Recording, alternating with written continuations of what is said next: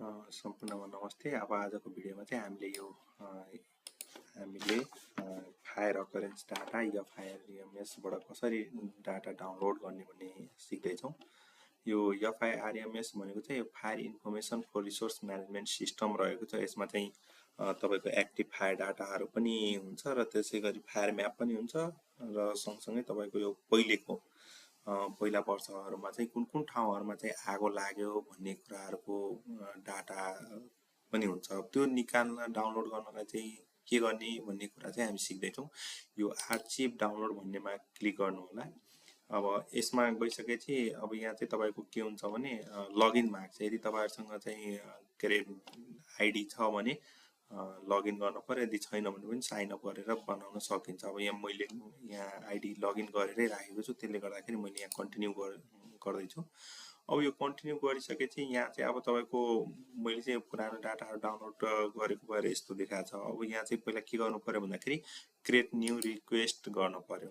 अब create new request गरिसकेपछि यहाँ चाहिँ अब तपाईको डाउनलोड रिक्वेस्ट भनेर यसरी पेज आउँछ। अब यसमा चाहिँ के गर्नु पर्यो भन्दाखेरि वर्ल्डको गर्ने कि कन्ट्रीको गर्ने कि कुनै रिजनको गर्ने कि अथवा प्रोटेक्टेड एरियाको गर्ने, त्यो तपाईको इन्ट्रेस्ट अनुसारको कुरो हो। अब मैले यहाँ चाहिँ नेपालको गर्न खोज्दैछु। अब यहाँ मैले कन्ट्री भन्नेमा जान्छु अनि कन्ट्रीमा गइसकेपछि यहाँ चाहिँ तपाईको नेपाल भनेर मैले सर्च गरेँ। अब यहाँ डाटाहरू सोर्सहरू यो 5 वटा रहेको छ फाइल सोर्स, जसमा चाहिँ मोदिस, VIRS SNPP, VIRS NOA20, VIRS NOA21 अनि ल्यान्डसेट भनेर रहेछ।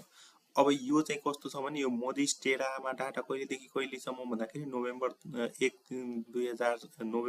देखि 2000 देखि अहिलेसम्मको, अनि मोदिस एक्वामा चाहिँ 2002 देखि अहिलेसम्मको, VIRS देखि 2012 देखि अहिलेसम्मको। भनेपछि अब हामीलाई चाहिँ मानव 2015 को चाहियो भने चाहिँ हामीले कुनबाट गर्नु पर्यो त भन्दाखेरि यो मोदिस एक्वाबाट गर्नु पर्यो, मोदिस टेरामा टिक गर्नु पर्यो।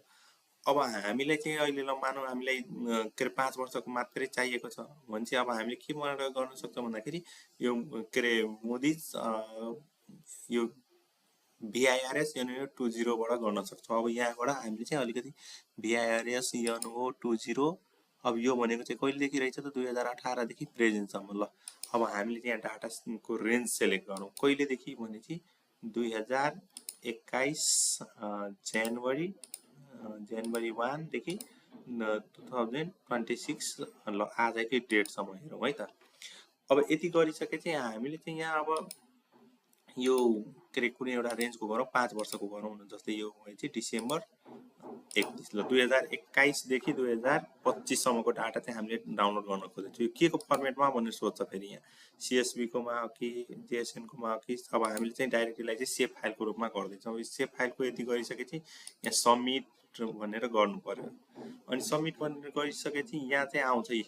अब यहाँ हेर्नुस् है, यो यसको आइडी कति रहेछ त 72144, अनि सोर्स J1 VIRS C2, अनि एरिया अफ इन्ट्रेस्ट भनेको चाहिँ नेपाल कहिलेदेखि कहिलेसम्म भन्दाखेरि 2021 जनवरी 1 देखि 2025 डिसेम्बर 31 सम्मको। रिक्वेस्ट डेट कहिले भन्दाखेरि 2026 3/2 भनेर यसरी देखाएको छ। अनि सबमिटेड। अब यसको चाहिँ इमेल आउँछ है। इमेल आइसकेपछि अब यहाँ इमेलमा के आएको छ हेरौँ है। इमेलमा चाहिँ अब यहाँ तपाईको यो डाटा चाहिँ डाउनलोड गर्नलाई रिक्वेस्ट गर्नुभयो भनेर यसरी आउँछ यी। दिस इज टु कन्फर्म यो recent request for NASA films download request भनेर यसरी आउँछ। अब यो download ID, data source, area of interest, range, format, request time सबै आयो। अब यो चाहिँ यसरी रिक्वेस्ट गरेको भनेर आउँछ। अब फेरि तपाईको डाटा डाउनलोड गर्नलाई रेडी भयो है भनेर पनि इमेल चाहिँ आउँछ। अब त्यो इमेल कस्तो देखिन्छ यहाँ अहिले तपाईहरुले मैले त्यो इमेल आइसकेपछि तपाईहरुलाई म देखाउँछु यो कसरी चाहिँ आउँछ भनेर। अब चाहिँ यो डाटा डाउनलोड रिक्वेस्ट भनेर आइसकेको छ, यसरी आउँछ। यो चाहिँ अघि मैले पठाएकोबाट यो कहिलेकाहीँ 10-15 मिनेट अथवा 20 मिनेट आधी घण्टा जस्तो पनि लाग्न सक्छ। अब यो भनेको चाहिँ यसरी आइसक्यो। यहाँ हेर्नुस् है, greeting your NASA films fire archive download request is completed, you can download the data from भनेर लिङ्क पठाइएको छ। अनि यो डाटाको summary, ID, source, start date, end date हैन, यसको आउटपुट फर्मेट, अनि एरिया अफ इन्ट्रेस्ट भनेर यसरी पठाइदिएको छ। अब यसले के भनिरहेछ भने 45 दिनसम्म चाहिँ तपाईँले यो डाउनलोड गरिसक्नु पर्यो, होइन भने चाहिँ यो डाटा डिलिट हुनेछ भनेर पनि यहाँ वार्निङ मेसेज पनि रहेको छ। अब यो लिङ्कबाट मैले यसरी क्लिक गरेँ भने यो चाहिँ अटोमेटिक यसरी डाउनलोडमा गयो। यहाँ चाहिँ अब डाउनलोड हुँदैछ। अब यो डाउनलोड भइसकेपछि यसलाई चाहिँ मैले के गर्छु भन्दाखेरि यसलाई चाहिँ यसरी कट गरेर मैले एक ठाउँमा राख्छु। यहाँ चाहिँ मैले अब यसरी एउटा फोल्डर बनाएर यहाँ चाहिँ मैले यसरी फायर ट्युटोरियल भनेर यसरी हाल्छु। अब यो फोल्डर मैले यहाँ राखेँ।